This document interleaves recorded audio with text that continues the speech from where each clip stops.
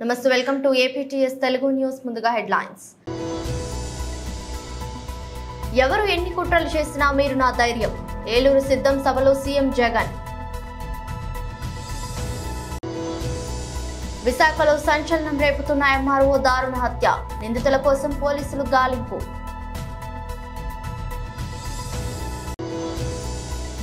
ప్రశాంత నగరాన్ని వైసీపీ ప్రభుత్వం దుండగుల నిలయంగా మార్చేసింది. మాజీ మంత్రి గంట. బ్రిటిష్ వారి కంటే దారుణంగా సీఎం జగన్ రెడ్డి తయారయ్యారు. మాజీ మంత్రి కన్నా. ఇక న్యూస్ డీటెయిల్స్ చూస్తే దెందులూరులో ఏర్పాటు చేసిన సిద్ధం సభకు ఏపీ సీఎం జగన్ హాజరయ్యారు. ఈ సందర్భంగా ఆయన ప్రసంగిస్తూ పార్టీ శ్రేణులకు దిశానిర్దేశం చేశారు. వచ్చే ఎన్నికల్లో 175కి 175 ఎమ్మెల్యే స్థానాలు, 25కి 25 ఎంపీ స్థానాలే మన టార్గెట్ అని స్పష్టం చేశారు. మరో చారిత్రక విజయాన్ని అందుకునేందుకు మీరు సిద్ధమా? దుష్ట చతుష్టయంపై యుద్ధానికి మీరు సిద్ధమా? పేదల భవిష్యత్తును కాటేసే ఎల్లో వైరస్ పై యుద్ధానికి మీరు సిద్ధమా అంటూ ఉత్సాహం రగిల్చే ప్రయత్నం చేశారు. రామాయణం మహాభారతంలోని విలన్లు అందరూ ఇక్కడే ఉన్నారని విపక్ష నేతలు, కొన్ని మీడియా సంస్థలపై సీఎం జగన్ ధ్వజమెత్తారు. చూడ్డానికి ఇంతమంది తోడేళ్ల మధ్య తాను ఒంటరిగానే కనిపిస్తానని వ్యాఖ్యానించారు. కానీ నిజం ఏంటంటే కోట్ల మంది హృదయాల్లో తాను ఉన్నానని స్పష్టం చేశారు. పేదల్ని కాటేసే ఎల్లో వైరస్ మీద కనిపిస్తా ఉన్న కరోనా లాంటి ఆ దుష్ట చతుష్టయం మీద యుద్ధానికి, ఓ మహా సంగ్రామానికి నా కుటుంబ సభ్యులైన నా ప్రతి అక్క, ప్రతి చెల్లెమ్మ, నా ప్రతి సోదరుడు, నా ప్రతి స్నేహితుడు, నా ప్రతి అవ్వ, నా ప్రతి తాత, మీరంతా కూడా సిద్ధమేనా?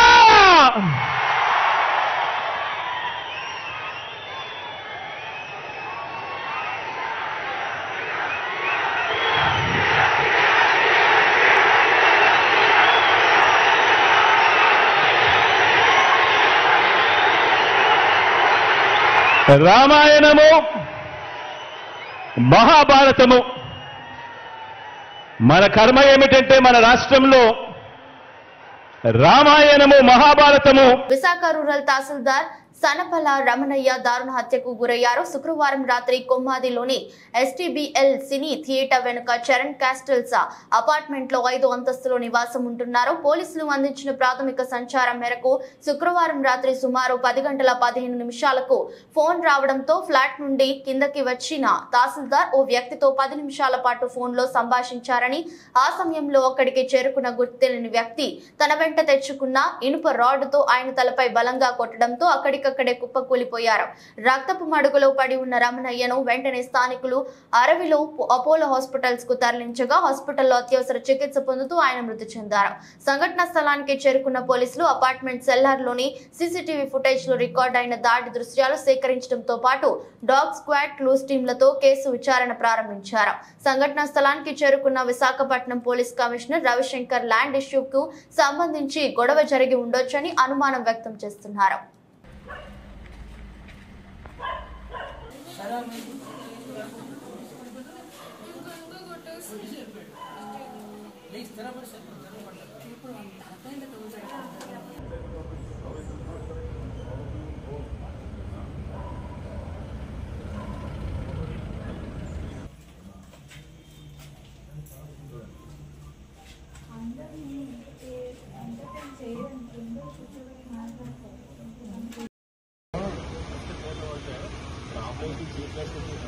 ధర్మవరం పాపి అండి. రాత్రి ఏం జరిగింది? రాత్రి నేను సార్ కింద దిగారండి. నేను మీదకి వెళ్ళానండి. నైట్లో ఆరిపోవడానికి చెత్తలు దించుకొని తెల్లారనేసి మీదకి వెళ్ళిపోనండి. చెప్పులు మీదకి ఎక్కించుకొచ్చరికి గేట్ వేసుకుందని చూస్తే సార్ ఇంటికి వేసి పడిపోన్నారండి. వెంటనే మీద పారిపోయి సార్ అలా ఆవిడ చెప్పానండి. నాకు ఆ సార్ దేవుడే అండి. నేను ఎంతో బాధపడుతున్నాను. ఎన్ని సంవత్సరాల నుంచి ఉంటున్నారు ఇక్కడ? ఎన్ని సంవత్సరాల నుంచి ఉంటున్నారు? 4 సంవత్సరాలు నేను వచ్చానండి. అంత మునుపు ఆయన ఎప్పుడు ఉన్నారో మనకు తెలదండి. ఆయన శ్రీరామచంద్రుడు అండి. నేను అరాడపోలేదు నేనండి. 2 పిల్లలండి, ఓ పాప బాబు అండి. బాబు ఇప్పుడు బాబు అండి ఇక్కడ చేశారండి కనీసం భోజనాలు ఇక్కడ పెట్టుకొని పుట్టినరోజు చేసి నేనండి దేవుని సాక్షి చెప్తాను. నేను అలాగే జరుగుతుంది. మనిషి ఏర్పాటు చిన్న పిల్లడే నోరు నేను పిల్లడన్నా జరగదు. మనిషి సోపడం దాని జరుగుతుందండి. ఏమో మరి మా సార్లు చెప్తున్నాను. మొత్తాన్ని డిఎస్పీ సీఏ కూడా అందరూ వచ్చారు. అన్నీ మొత్తం ఓపెన్ చేశారు, అన్నీ చేశారు. నాకు చదువుని సందేహం లేదు. నేను చూడలేదండి. దేవుని సాక్షి నేను చూడలేదు. మీదనున్నాను. ప్రశాంతమైన విశాఖ నగరంలో దుండగులు అధికారులపై చేస్తున్న దాడుల నివారణ విషయంలో ప్రభుత్వం తగు చర్యలు తీసుకోవాలని, ఇటువంటి సంఘటనలు పునరావృతం కాకుండా ముఖ్యమంత్రి జగన్ సమగ్ర విచారణ జరిపించి నేరస్తులకు కఠిన శిక్ష పడేలా చర్యలు తీసుకోవాలని మాజీ మంత్రి గంటా శ్రీనివాసరావు అన్నారు. శనివారం కేజీహెచ్ మార్చరీ వద్ద బాధిత కుటుంబ సభ్యులను టీడీపీ నేతలతో కలిసి గంటా పరామర్శించారు. అనంతరం ఆయన మీడియాతో మాట్లాడుతూ చంద్రబాబు నాయుడు హయాంలో ఇటువంటి సంఘటనలు జరిగితే వెంటనే హోంమంత్రి డీజీపీ పోలీసులు సిబ్బందిని పంపించి సమగ్ర విచారణ జరిపి దోషులకు వెంటనే శిక్ష పడేలా చేసేవారని, కానీ ముఖ్యమంత్రి ఈ సంఘటనపై ఇప్పటి వరకు కనీసం నోరు మెదపలేదు. సరికదా సిద్ధం కావాలి మీటింగులపై ఆయన ఎంతో బిజీగా ఉన్నారన్నారు. ఒక మండల స్థాయి అధికారులే ఇలా హత్య కాబడితే సామాన్య ప్రజల పరిస్థితి ఏ రకంగా ఉంటుందో ఆలోచించాలి. సామాన్య ప్రజలు భయభ్రాంతులకు గురై విశాఖపట్నంలో జీవించుటకు భయపడుతున్నారని అన్నారు. మరి నగరం నడిపడ్డది కూడా మధురవాడ లాంటి ప్రాంతంలో ఎప్పుడూ జనసమ్మతం ఉండేది. నగరంలో చాలా రద్దీగా ఉండే కూడళ్ళ ప్రాంతం అది. అటువంటి దగ్గర దట్టు ఏదో ఇండివిజువల్గా ఎక్కడో దూరంగా ఉన్న ఒంటరిగా ఉన్న ఇళ్ళు కూడా కాదు, అపార్ట్మెంట్లో కొంతమంది వ్యక్తులు అర్ధరాత్రి 10-11 గంటలలో ప్రవేశించి అతి దారుణంగా ఇనుప రాడ్లతో కొట్టి అతన్ని చనిపోవడానికి కారకులయ్యారంటే ఒక ప్రశాంతతకు మారిపేరుకున్న నగరం ఈరోజు ఒక నేర రాజధానిగా ఈరోజు విశాఖపట్నం తయారవుతుందని చెప్పడానికి ఎవరు కూడా సంకోచించట్లేదు. ఈరోజు ఇది ఎగ్జిక్యూటివ్ క్యాపిటల్గా చెప్పుకుంటా ఉన్నారు వైఎస్ఆర్ పార్టీ ప్రభుత్వం వాళ్ళు. అటువంటిది ఈరోజు ఒక క్రైమ్ క్యాపిటల్గా వైజాగ్ని తయారు చేశారు. ఈరోజు తెల్లారితే పేపర్లో ఏం న్యూస్ వస్తుందో, టీవీలో ఏం న్యూస్ రావాల్సి వస్తుందో అని చెప్పని ప్రతి ఒక్కరు కూడా భయపడే విధంగా ఈరోజు ఇక్కడ పరిస్థితి తయారైంది. ఇప్పటికైనా సరే ప్రభుత్వం దీని మీద సీరియస్గా దృష్టి పెట్టాల్సిన అవసరం ఉంది. మరి గతంలో ఏదైనా ఇటువంటి ఇన్సిడెంట్ అప్పుడు చంద్రబాబు నాయుడు ముఖ్యమంత్రిగా ఉంటే ఎమర్జెన్సీ మీటింగ్ పెట్టి డీజీ లెవెల్లో, హోమ్ సెక్రటరీ లెవెల్లో మొత్తం అందరూ కలిసి మీటింగ్ పెట్టుకుని దాని మీద సీరియస్గా రివ్యూ చేసి వాళ్ళని పట్టుకోవడానికి ప్రయత్నాలు చేసేవాళ్ళు. ఇప్పుడు అసలు కనీసం ఆ ఎక్సర్సైజ్ కూడా జరగట్లా. జరిగిందా అంటే జరిగింది అనుకుంటారు. కనీసం ఇప్పుడు హోంమంత్రి ఒకటి రావచ్చు కదా ఇక్కడికి. ఎందుకంటే ప్రాధాన్యత ఉంది. ఒక మండల స్థాయి అధికారి, ఒక ఎంఆర్ఓని అతి దారుణంగా కర్రలతో, ఇనుప రాళ్లతో కొట్టి చంపితే దానికంటే ప్రయారిటీ ఏముంది? ఈరోజు అక్కడ సిద్ధం మీటింగ్ ఇంపార్టెంటానికి దానికంటే ఇది ఇంపార్టెంటా? ఈరోజు ప్రజలకు ఏం మెసేజ్ ఇస్తా ఉన్నాం?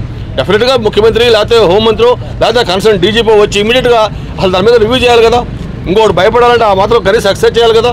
అది ఎక్కడ జరగట్లేదు కదా. ఇప్పుడు ఇది ఆయన సిద్ధం మీటింగ్, ఆయన రాజకీయంగా ఆయన ఎక్సైజ్ ఆయన చేసుకుంటా ఉన్నారు. అసలు ఈ రాష్ట్రం వైసీపీ ప్రభుత్వం అధికారంలోకి వచ్చిన తర్వాత సలహాదారుల పేరుతో ప్రజాధనం దుర్వినియోగం చేస్తున్నారని జనసేన పీఏసీ చైర్మన్ నాదెండ్ల మనోహర్ ఆరోపించారు.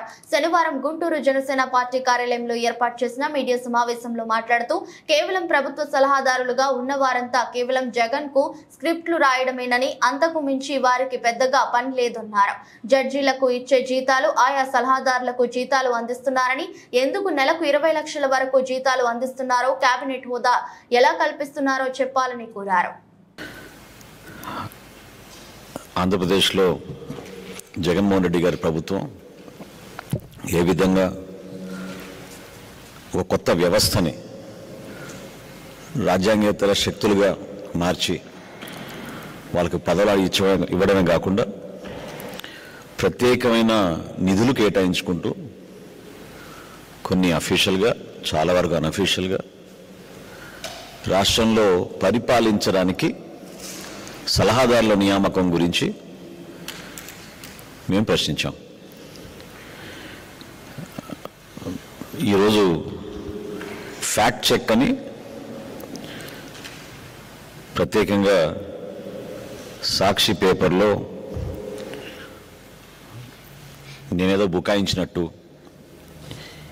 వీటన్నిటికీ విరుద్ధంగా వాస్తవాలు వాళ్ళ దగ్గర ఉన్నట్టు వాళ్ళు చెప్పుకుంటూ వచ్చారు. అసలు పత్రికా విలేకరులు అందరినీ ఆహ్వానించి సమావేశం ఏర్పాటు చేసి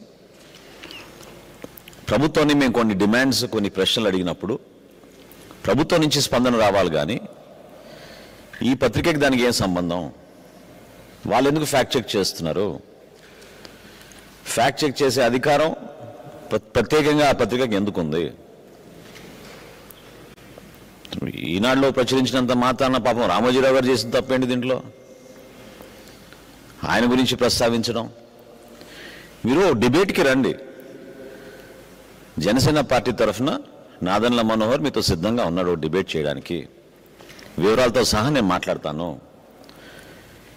మేము చేసే ప్రయత్నం కూడా గత సంవత్సరం నుంచి మేము ప్రత్యేకంగా ప్రభుత్వంలో జరుగుతున్న పరిపాలన పైన చాలా లోతుగా అధ్యయనం చేసి స్పష్టమైన వివరాలతోటి మేము ఎందుకు చెప్తున్నామంటే, ప్రభుత్వంలో ఉన్న కొంతమంది పెద్దలు పాపం 30 సంవత్సరాలు 28 సంవత్సరాలు ప్రభుత్వంలో వాళ్ళు పనిచేసిన వ్యక్తులు, సీనియర్లు, వాళ్ళందరూ ఈ వ్యవస్థ చూసి భయపడి ఆందోళనతోటి ఆవేదనతోటి రేపటి రోజున ఏమైపోతుంది మన రాష్ట్రం అనే ఒక బాధతోటి వాళ్ళు సమాచారం కొంతవరకు అందిస్తూ ఉంటే, మేము ప్రభుత్వంలో ఒక మార్పు వస్తుంది, బాధ్యతతోటి వ్యవహరిస్తారు, పరిపాలన ఇప్పుడైనా సక్రమంగా చేస్తారేమో అనేది ఒక ప్రయత్నం జనసేన పార్టీ చేస్తూ వస్తుంది.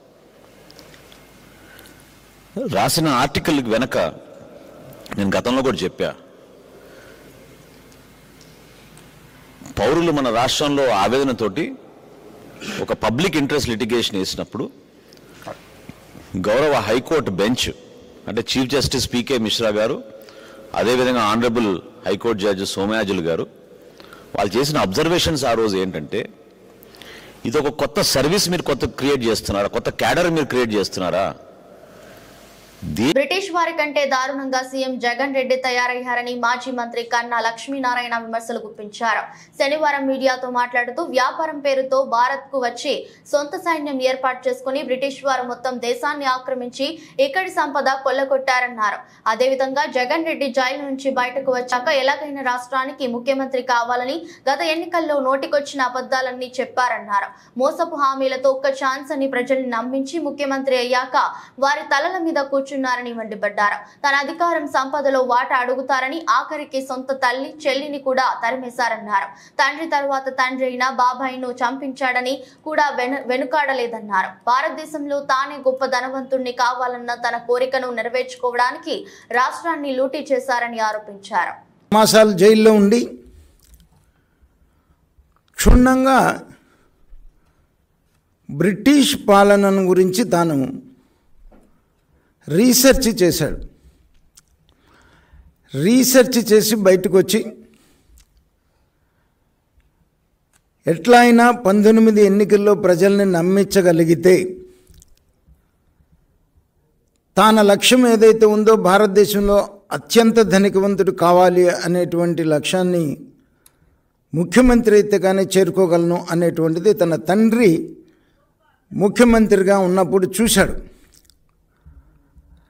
అలాగే బయటకు వచ్చి జైలు నుంచి బయటకు వచ్చి తల్లి చెల్లి బాబాయ్ బ్రిటిష్ రూల్ని పూర్తిగా ఈ రాష్ట్రంలో అమలు చేయటం మొదలుపెట్టాడు. ఏ రకంగా అయితే బ్రిటిషర్స్ భారతదేశానికి వ్యాపారం పేరు మీద వచ్చి నమ్మించి తన సొంత సైన్యాన్ని పెట్టుకొని భారతదేశాన్ని రూల్ చేసి భారతీయుల్ని ఏ రకంగా హింసించి హత్యలు చేశారో, అలాగే తాను కూడా నమ్మించి ఒక అవకాశమైన అధికారంలోకి వచ్చినప్పటి నుంచి కూడా ఆంధ్ర రాష్ట్ర సంపద మొత్తాన్ని కూడా ఏకీకృతం చేసి తాను ఒక్కడే వ్యాపారం చేసుకుంటూ ఎవరిని ఎమ్మెల్యేలను కానీ మంత్రులు కానీ దగ్గరికి రానిస్తే వాటా అడుగుతారేమోనని దూరం పెట్టి ఆఖరికి తల్లిని చెల్లిని కూడా కంటనీరు పెట్టి ఆంధ్ర రాష్ట్రం నుంచి తరిమి ఈ రాష్ట్రం మొత్తాన్ని దోపిడీ చేసి, దోపిడీయే లక్ష్యంగా ఒక దొంగల ముఠా, ఈ రాష్ట్రం మీద ఒక దొంగల ముఠా పడి ఏ రకంగా అయితే ఇంతకుముందు మనం సినిమాల్లో చూసాము, దొంగల ముఠా గ్రామాల మీద పడి ఏ రకంగా దోచుకుంటుందో. విశాఖపట్నంలో ముస్లింలకు ఎమ్మెల్యే టికెట్ కేటాయించాలని మక్కా మసీదు అధ్యక్షుడు షేక్ మున్నీర్ కోరారు. నగరంలోని 10 మసీదులకు చెందిన నేతలు డాబా గార్డెన్స్ విజేఎఫ్ ప్రెస్ క్లబ్ లో శనివారం జరిగిన మీడియా సమావేశంలో పాల్గొన్నారు. షేక్ మున్నీర్ మాట్లాడుతూ ఉత్తరాంధ్రలో 34 అసెంబ్లీ స్థానాలు ఉన్నాయి. 1994లో ఎస్ఏ రెహమాన్ ను గెలిపించామన్నారు. విశాఖలో 1972లో కూడా ముస్లిం నేత గెలిచారు అని గుర్తు చేశారు. జిల్లా జనాభాలో 2వ స్థానంలో ఉన్నా సరే చట్టసభల్లో సరైన ప్రాతినిధ్యం లేదని విచారం వ్యక్తం చేశారు. ముస్లింల సమస్యల పరిష్కారం కోసం చట్టసభల్లో ప్రాతినిధ్యం కావాలని కోరారు. విశాఖ జిల్లా బాగా అభివృద్ధి చెందింది. జిల్లాలో 3,50,000 ముస్లిం జనాభా ఉంది. వచ్చే ఎన్నికల్లో ముస్లింలకు టికెట్ ఇచ్చే పార్టీని గెలిపిస్తామని పేర్కొన్నారు.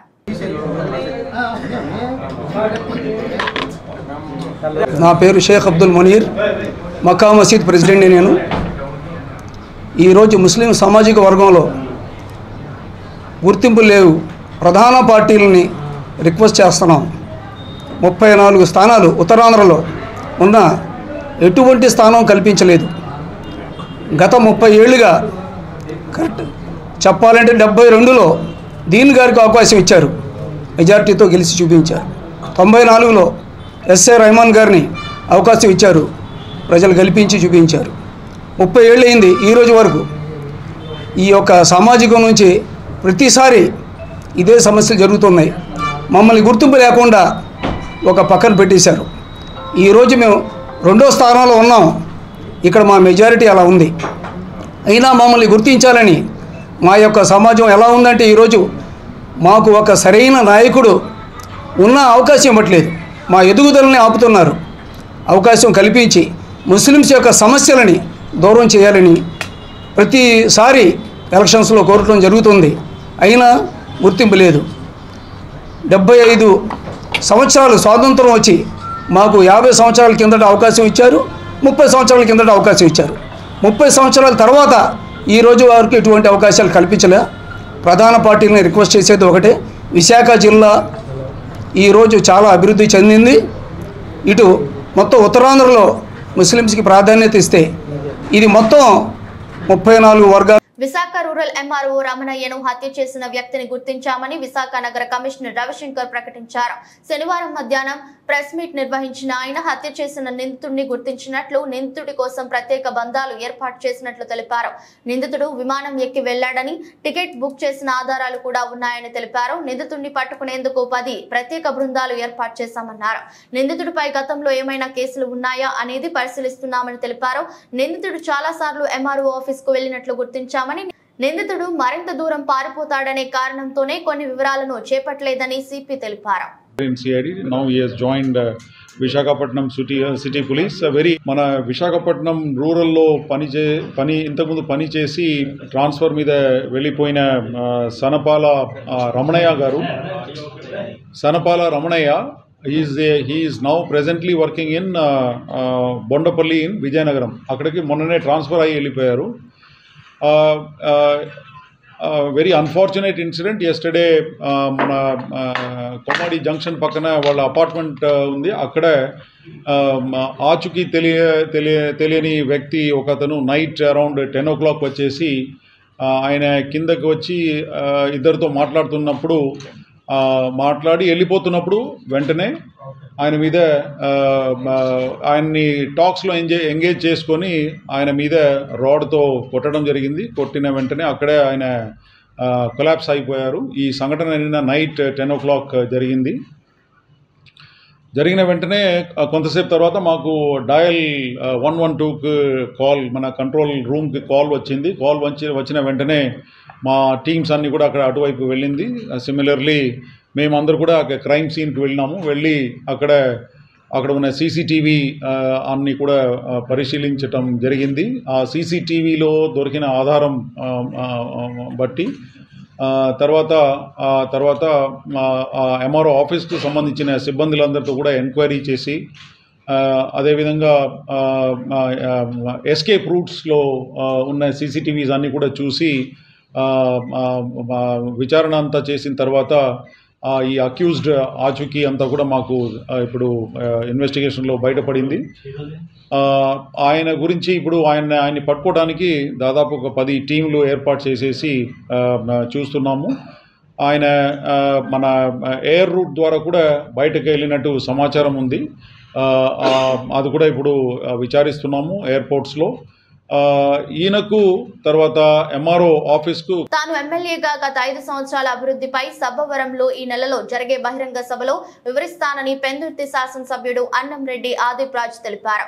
సబ్బవరం మండలంలోని పలు గ్రామాల్లో ఆయన ప్రారంభోత్సవాలు నిర్వహించి అరిపాకలో వెల్నెస్ సెంటర్, రైతు భరోసా కేంద్రాలకు ప్రారంభోత్సవం సందర్భంగా మీడియాతో మాట్లాడుతూ ప్రతిపక్షాలు వసలేని ఆరోపణలు చేయడంపై మండిపడ్డారు. ప్రతి సచివాలయం పరిధిలో సుమారు 15 కోట్లతో అభివృద్ధి కార్యక్రమాలు చేపట్టామన్నారు. ఈ కార్యక్రమంలో సర్పంచి పాలిశెట్టి పార్వతి, ఎంపీపీ బోకం సూర్యకుమారి, రాము నాయుడు, జిల్లా వైకాపా యువజన విభాగం అధ్యక్షుడు పాలిశెట్టి సురేష్ రాజ్, కర్రి బాబు, గొర్లి రాజేష్, బండారు వెంకటరమణ, ఎన్పి రాజు, బొడ్డేటి మహాలక్ష్మి నాయుడు, మల్లా బాలాజీ, మల్లా కోటి, ఎస్బీఆర్ చిన్నరాజు తదితర ఇతర నాయకులు పాల్గొన్నారు. నమస్కారం. ఏదైనా గతంలో కూడా అనేక సందర్భాల్లో చెప్పాను, జగన్మోహన్ రెడ్డి గారి ప్రభుత్వంలో సంక్షేమం అభివృద్ధి రెండు కళ్ళుగా ఈ ప్రభుత్వం పనిచేస్తుంది అనేటువంటి విషయాన్ని చాలా సందర్భాల్లో చెప్పాను. అన్నిటి వివరాలతో పాటు ప్రతి సంక్షేమ అభివృద్ధి కార్యక్రమాన్ని ఈ నెలలోనే 11 కానీ 14 కానీ సబ్బవరంలో జరిగిన బహిరంగ సభలో సుమారుగా 5 సంవత్సరాల్లో ఏం చేశామనేటువంటి ప్రతిదీ కూడా వివరంగా తెలియజేస్తాం. వాళ్ళు ఎక్కడా కూడా అభివృద్ధి లేదు అని చెప్పి ప్రతిపక్షాలు మాట్లాడుతున్న సందర్భం కూడా మనం చూసాం. ఈరోజు మీరు వచ్చి చూడండి ఒకసారి గ్రామాల్లో ఏ రకంగా జగన్మోహన్ రెడ్డి గారి ప్రభుత్వంలో అభివృద్ధి కార్యక్రమాలు జరుగుతున్నాయని.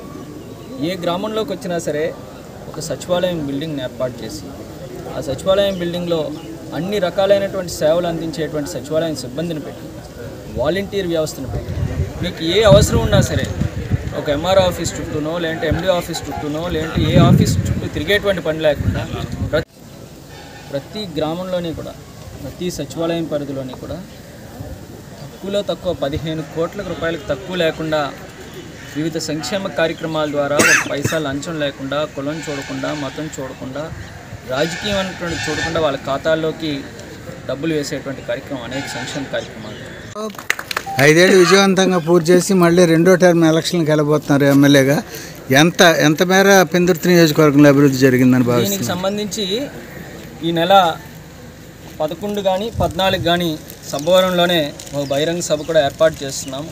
ఈ 5 సంవత్సరాల్లో సంక్షేమ కార్యక్రమాల ద్వారా ఎంత చేసామో, అభివృద్ధి ఎంత చేసామో, గత ప్రభుత్వానికి ఈ ప్రభుత్వానికి సంక్షేమం అభివృద్ధిలో ఉన్నటువంటి తేడా, కేవలం అభివృద్ధి కార్యక్రమాలు చూసుకుంటే గత ప్రభుత్వానికి ఈ ప్రభుత్వానికి సుమారుగా కొన్ని 100 కోట్ల రూపాయల తేడా ఉన్నటువంటి అభివృద్ధిగా కనబడట్లేదని అడుగుతున్నాం. ఒక పక్క సంక్షేమ కార్యక్రమాలు ఇస్తూనే పెద్ద ఎత్తున అభివృద్ధి కార్యక్రమాలు కూడా చేస్తున్నాం. దీనికి నిదర్శనం మీరే చూశారు. నిన్న ఈరోజు కలిపి సుమారుగా మనం 5 కోట్ల రూపాయలకు సంబంధించినటువంటి బిల్డింగ్స్ని ఓపెనింగ్స్, శంకుస్థాపనలు కూడా కాదు, ప్రారంభోత్సవాలు చేసుకొని ఇవాళ ప్రజలకి అందుబాటులోకి తీసుకొచ్చాం. ఖచ్చితంగా ఇవాళ ఎన్ని పార్టీలు ఎన్ని రకాలుగా వాళ్ళందరూ కూడా మమేకమైనప్పటికీ, కుమ్మక్కై పొత్తులు పెట్టుకున్నప్పటికీ ప్రజలందరూ జగన్మోహన్ రెడ్డి గారు వెంటున్నారు. ఖచ్చితంగా జగన్మోహన్ రెడ్డి గారిని అత్యధిక మెజారిటీ. విశాఖ ఉత్తర నియోజకవర్గం 50వ వార్డు మురళీనగర్ లో 47 లక్షలతో నిర్మించిన పట్టణ ఆరోగ్య కేంద్రం, మరో 49 లక్షలతో నిర్మించిన సామాజిక భవనాన్ని నగర మేయర్ గోలగాని హరి వెంకట కుమారి ప్రారంభించారు. శనివారం ఉత్తర నియోజకవర్గ సమన్వయకర్త కెకే రాజు ఆధ్వర్యంలో కార్పొరేటర్ కామేశ్వరితో కలిసి ప్రారంభోత్సవాలు చేశారు. ఈ సందర్భంగా నగర మేయర్ మాట్లాడుతూ విశాఖలోని అన్ని ప్రాంతాలను సమాన ప్రాతిపదికన అభివృద్ధి చేస్తున్నామన్నారు.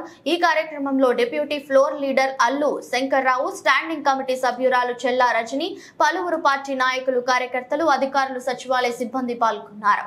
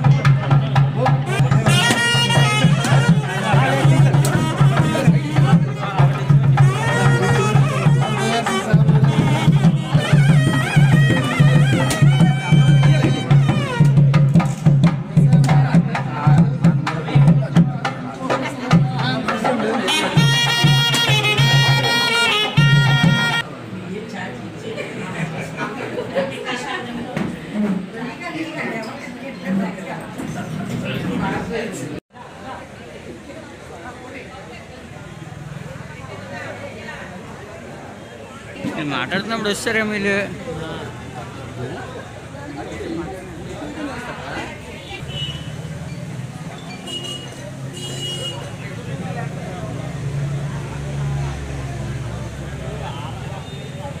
గవర్నమెంట్ని మనల్ని మళ్ళీ ఒకసారి మళ్ళీ ఆస్వాదించడానికి కోరుకునేటప్పుడు అడిగేటప్పుడు మనం సంబంధించినటువంటి ప్రతి ఒక్కరికి కూడా అంటే మనం అభివృద్ధి బంధు చేసామని చెప్పగలం. అదేవిధంగా శాంక్షన్ అయింది. ఎక్కడైతే పెండింగ్ ఉన్నాయో చిన్న చిన్న బ్లాక్స్ చేయించడం గట్ల అవుతున్న బ్లాక్స్ అన్ని కూడా రేపే కొబ్బరికాయ కొడుతున్నాం. అది కూడా వర్క్లు కూడా అన్ని స్టార్ట్ చేస్తారు. అదేవిధంగా లక్ష్మీనారాయణపురం సంబంధించి లక్ష్మీనారాయణపురం పైనుంచి ఆ కింద హైవే కనెక్టివిటీ వరకు కూడా సుమారు 96 లక్షల రూపాయలు దానికి కూడా శాంక్షన్ అయ్యడం జరిగింది. అవి కూడా వర్క్లు అవుతాయని మరోసారి మీకు అంత తెలియజేసుకుంటూ ఆల్రెడీ చెప్పినట్టు కస్తూరిలో సంబంధించి చెప్పినట్టు అన్ని రోడ్లు కూడా కొండవాళ్ళ ప్రాంతాలు అన్ని సందులు కూడా ఆల్రెడీ మనం అన్ని చేయించాము. అదైతే ఈ రైట్ హ్యాండ్ సైడ్ చిన్న 25 రూపాయల సమయంలో అవి కూడా కవర్ చేస్తారు. ఇస్తున్నామని ఈరోజు మాట్లాడటం కాదు, దానికి దీనికి సంబంధం లేదు. ఈ సందర్భంగా మీ అందరికీ కూడా నేను ఒక మెసేజ్ ఇవ్వదలుచుకున్నాను. ఈరోజు మనందరికీ కూడా తెలిసిందే, ఆంధ్రప్రదేశ్ రాష్ట్రంలో వైఎస్ఆర్ కాంగ్రెస్ పార్టీ అధికారంలోకి రాకముందు ఈ రాష్ట్రంలో బీసీ, ఎస్సీ, ఎస్టీ, మైనార్టీ, ముస్లిం వర్గాలు, పేద వర్గాలకు సంబంధించిన పరిస్థితులు ఏంటి, ఈరోజు జగన్మోహన్ రెడ్డి గారు ముఖ్యమంత్రి అయిన తర్వాత ఈ రాష్ట్రంలో ఉన్న పరిస్థితులు ఏంటి మనందరికీ కూడా తెలిసిందే. ముఖ్యంగా ఎన్నికలు అనేవి ఎన్నికలకు వచ్చే రాజకీయ పార్టీలు అనేవి 5 సంవత్సరాల కోసం ఒకసారి వచ్చే ఎన్నికల్లో ఓట్ల కోసమో సీట్ల కోసమో సంక్షేమ పథకాలు కానీ లేకపోతే వాగ్దానాలు కానీ అభివృద్ధి పనులు కానీ వారు మాట్లాడటం జరుగుతుంది. కానీ మొట్టమొదటిసారి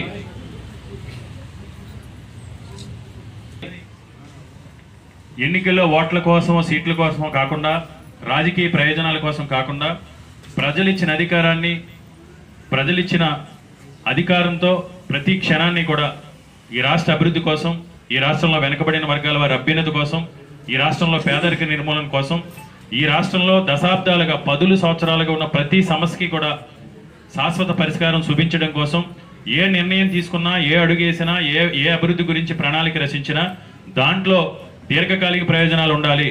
మనం ఎన్నికల్లో ఓట్ల కోసమో సీట్ల కోసమో కాకుండా ప్రతి అడుగులోని కూడా దీర్ఘకాలిక ప్రయోజనాలు ఉండాలి. ఒకసారి ఒక సమస్యని మనం పరిష్కరించడానికి పూనుకున్నామంటే ఆ సమస్య మళ్ళీ పునరావృతం కాకూడదు. మనం ఒక నిర్ణయం తీసుకు. వార్తలు ముగించే ముందు మరోసారి హెడ్లైన్స్. ఎవరు ఎన్ని కుట్రలు చేసినా మీరు నా ధైర్యం, ఏలూరు సిద్ధం సభలో సీఎం జగన్. విశాఖలో సంచలనం రేపుతున్న ఎంఆర్ఓ దారుణ హత్య, నిందితుల కోసం పోలీసులు గాలింపు.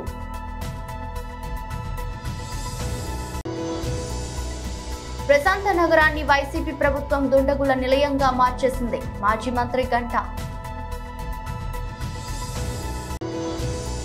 బ్రిటిష్ వారి కంటే దారుణంగా సీఎం జగన్ రెడ్డి తయారయ్యారు, మాజీ మంత్రి కన్నా.